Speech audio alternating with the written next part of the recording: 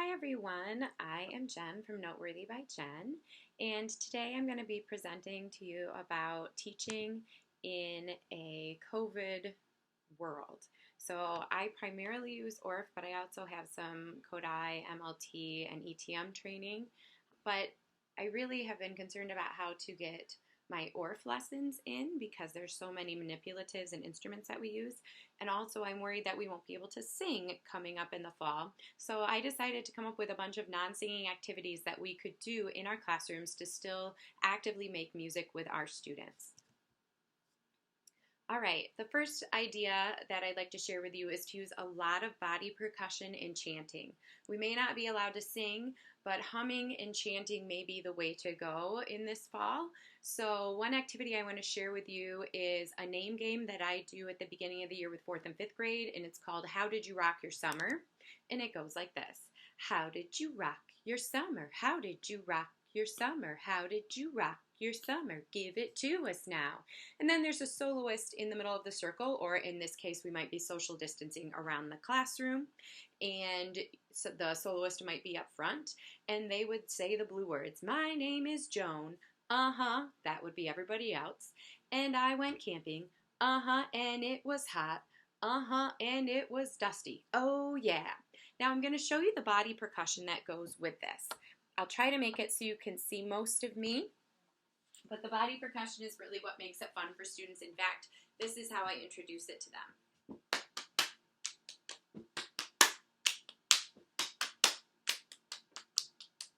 When you actually put it with the words, it's how did you rock your summer? How did you rock your summer? How did you rock your summer? Give it to us now. The person in the middle, my name is whatever their name is, and then everybody else says, and the kids who are around have to pose, and we talk about using levels, high, medium, low, we talk about being symmetrical and asymmetrical, and all those things. And I went swimming, and it was cold, and it was wet, oh yeah. How did you rock your summer? How did you rock your summer? How did you rock your summer? Give it to us now. I give a lot of information. I actually have this in my TPT store, and it's free for you during our conference.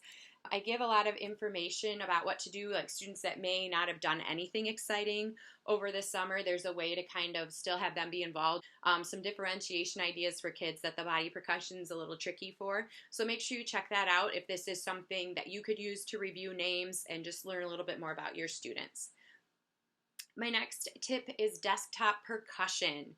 I was trying to think of something we could do that's really cheap for our students, because a lot of people are like, okay, I'm going to make this and these little kits. That's cool, but I have 900 students. I don't have a budget that allows me to make a cute little kit of instruments for each student to keep. So what do they already have?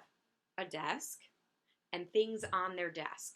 So what you can do for desktop percussion is use common desktop objects like books, pencils.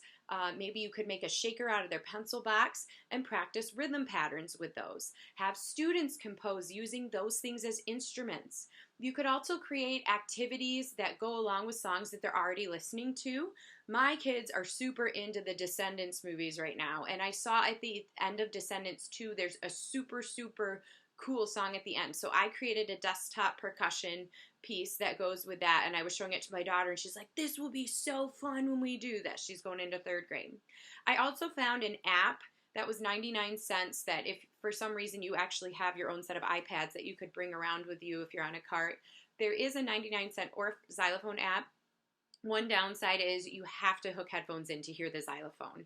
You can't just have it playing where you could hear everybody, and there is a delay when you touch the keys, but at the same time, it would be pretty neat to have kids actually hearing what they're playing, because there's no way we can bring Orff instruments around to everybody. I've also heard of the website Scratch, and you can kind of create your own Orff instruments on there through some programming. So, and I did test out with the Orff xylophone app if you have to touch it or not. I tried using mallets to see if it would work. You do have to touch it, so unfortunately you can't just use mallets to play on it. But that's some ideas for doing stuff on our desktop. Or you could even print out a copy of a xylophone and just have students touch them with their pencils or with mallets. Speaking of that, there is a way to create mallets on your own very cheaply. I think I figured out it cost me around 80 cents a pair to make these mallets that I came up with. So here, why is it? Because you could use it for desktop percussion. You could practice on the paper xylophones, at least getting the idea of proper mallet technique. And my idea behind it is if we are allowed to use instruments and you are allowed in your classroom, chances are you're not going to have time to sanitize all the mallets in between, and parents aren't going to want them sharing. So let's say you have 4 or 5 classes and you have around 30 kids. That's 120 to 150 kids in the morning, okay? And so if you can make enough mallets for that, and so really you'd have to make more than 120 and 150. You'd have to make 240 or 300 mallets. But you could sanitize them at lunchtime and have them ready to go for the kids in the afternoon without anybody sharing mallets. So here's the prototype that I came up with. The one on the bottom is one that came with a xylophone that I own, but the one on the top is one I created, and it cost me, like I said, about 40 cents to create one mallet, 80 cents to create a pair. And at first I tried bouncy balls, but those really shred apart and you have to be extremely careful. So I started looking to see if there was another sort of a harder rubber ball that I could use. And lo and behold, didn't you know, you can actually find rubber paintballs. That's what ended up being the best option. So here's what I used: a 1/4-inch wooden dowel. I'm going to go with pre-cut because to me having to cut them all and sand them all is not going to be something I want to spend my time doing if I'm also making, 300 of these. So I used these rubber paintballs that are listed, and make sure the biggest caliber I could find is .68, which means they're a little small, but at the same time, if you're only using one set of mallets, you want to make sure they'll fit anywhere from glockenspiels up to a bass xylophone. So you need to make sure they're small enough to fit on glockenspiels. And they actually are very similar in feel to the set of mallets I already have. And they make a great sound. They stay on the dowel really well, even without glue.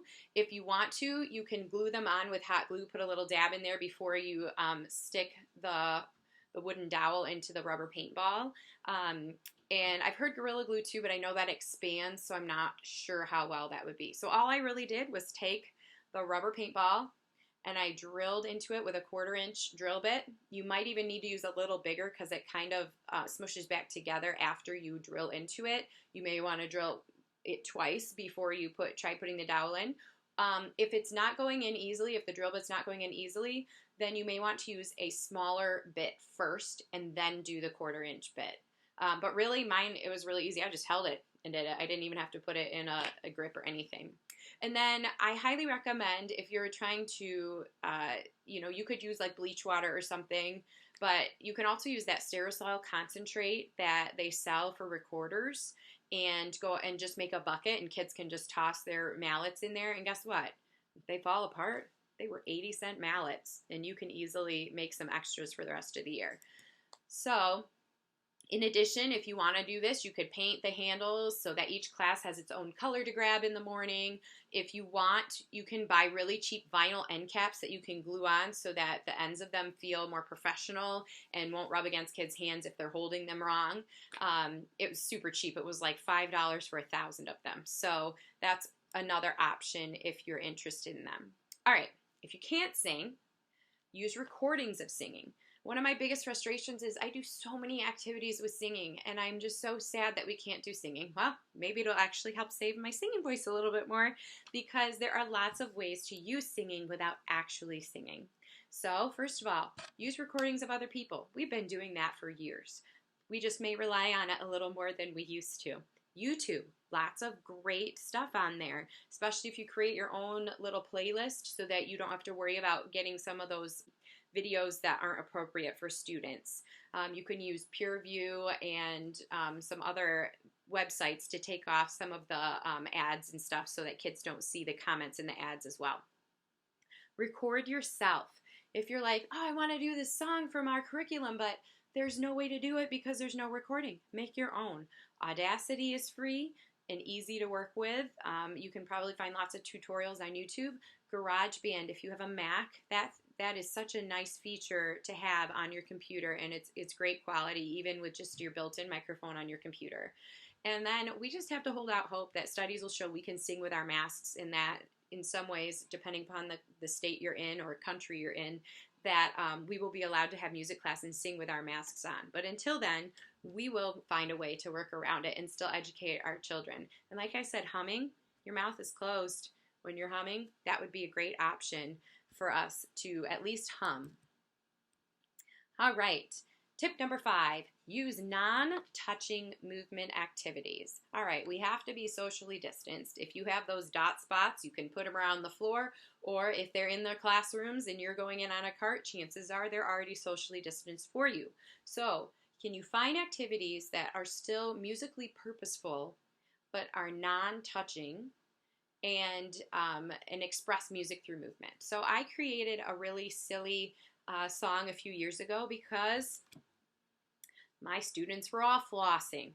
Now, they're all flossing anyway. It was driving me crazy because we couldn't do any meaningful movement because everyone just wanted to floss. So I thought, fine, I'm going to make a rule in my classroom that you can't floss unless I tell you you can. But then I created the opportunity for them to floss on purpose. So flossing is actually a really cool thing to do with your kids because you can talk about time signatures. Really, you could apply it to 3/4 or 6/8. And you could use a recording of yourself doing the song. I have this whole thing listed out on my website already. I'll give you a little taste of how it goes. I always start at not telling them we're going to be flossing. I always tell them we're going to do the most boring song ever, and it's about going to the dentist. And at that point, their eyes are rolling, and half of them are already wondering what I have up my sleeve. So flossing is simply this. You go floss, out, across. Floss, out, across. What's the problem? Our students are doing it to things that are in 4/4 time signature, left and right, right? Never occurred to them they might actually want to floss to the beat either. So if you actually think it's in sets of 3, floss, out, across, floss, out, across, floss, out, across, I realize I am not the world's most gifted flosser, and my students correct me all the time. However, they love this activity, and the song goes like this. Flossing is fun, and it keeps your teeth clean. It gets out the food that is stuck in between.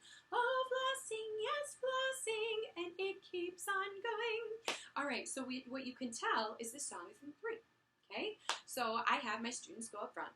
Flossing is fun, and it keeps your teeth clean. And we go through and we practice the whole song, doing it in sets of 3.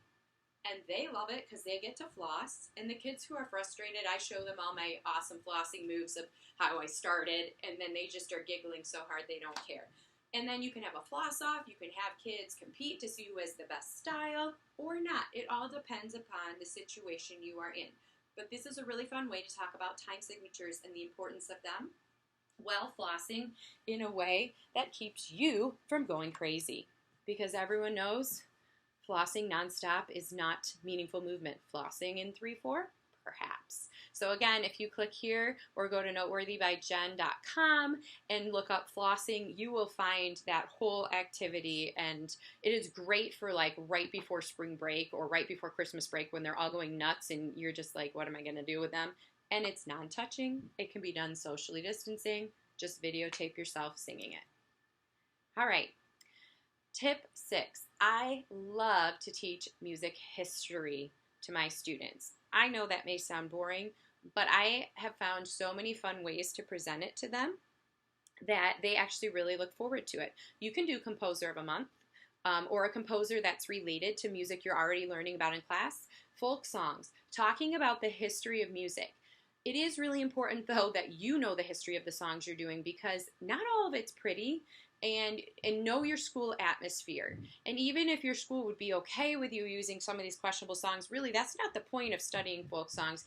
The point of studying the history is kind of looking at where they really came from, and sometimes that means discussing things that aren't very comfortable. So if that's not age appropriate for your students, then don't go there. But know the history of the songs you're using, and maybe have students even research some of the songs, especially like upper L and middle school. They can research where these folk songs have come from, and you'll find out some pretty interesting facts.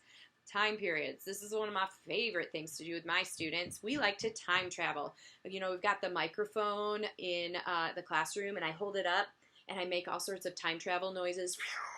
And we put on like our seat belts and all sorts of stuff. And it's like, whoa, where'd we end up? And you can talk to kids about music history. The way you hook them in is your own excitement and videos. That is what will get them hooked in. If you just talk about it and pretend it's a music history class from college, they will be falling asleep and bored out of their minds. But it's really cool to start way back with like Hildegard von Bingen, go the whole way up to rock and roll and show how things developed. And it's pretty cool to see all these little dots connect. So be excited about it. If you make it sound like it's cool, they're going to love it. If you make it sound like work, like we have to get through our work before we can do something fun, then they're going to see it as being something boring. Fake it till you make it. Because if you show your excitement, the kids will love it. Use videos. Absolutely. Research them ahead of time. You don't want to end up with something accidentally being shown that shouldn't be. But show videos and talk about what you're hearing in the videos and have them make observations about videos and recordings, and then maybe even find a modern day version of something that was created in the Renaissance, and it'll blow their mind that they actually really like that sound. It's pretty cool. If you know a cool story about a composer, or you have a story about yourself doing one of these pieces, or something funny happened when you were playing one of these pieces when you were in marching band or whatever, tell them that story. It makes them it personal to them, and they will love it. All right. So I wanted to give you a little hint that the resources in my store, Noteworthy by Jen, are 20% off July 11th through 14th. So that's through this whole conference, and I believe the day after. I have Composer of the Month set. I have the Music Time Travel set, which goes through all of music history, and it's really a small glimpse. It's not meant to be a huge, in-depth view of it, because no elementary kid's going to sit there and be interested in that. But you go through quickly, they might be, and maybe spread it out throughout the year, they might be. Folk Song Research Project. Again, because of the nature of studying the history of folk songs, you got to make sure you're doing this with upper L or middle school. And if you see a song and you know the history of it and it's just not something you want to talk about, that is an editable resource. Take it out. Rhythm cards with movements mixed in. It just keeps them engaged. I'm working on something called my Orff instrument book. If we can't play Orff instruments, at least we can talk about them. Hopefully that will be up in my store by the time that this is shown. How Did You Rock Your Summer? It's in my store with all the directions, a complete demonstration video. If that's something you want to use, make sure you snag it by the 14th. The desktop percussion for Descendants, You and Me is half off right now. So all kids need for that is 2 pencils, a book, a desk, and they can do it. So it's a really great way to integrate rhythms into a classroom environment, since you might be going there on a cart. So hopefully those things are helpful to you. If you are interested in seeing other things that I create or that I talk about, my blog is noteworthybyjen.com. You can always contact me at noteworthybyjen@gmail.com or follow me on Facebook. Those are the main ways that you will get in touch with me. I am a full-time music teacher and a full-time mom of 3, so I always say if I don't get back to you within a few days, feel free to email me again. I do try to get back to everyone who writes me, but sometimes it just takes a while depending upon what's going on. And I know as music teachers, you understand that as well. Thank you so much for joining me today. I really enjoyed getting to talk about some of the ideas that I have for this fall, and I hope they were helpful to you as well. Feel free to use any of the slides that you see in this presentation. I'm planning on posting it on Noteworthy by Jen so that you can have it if it's something you would like to use with your students.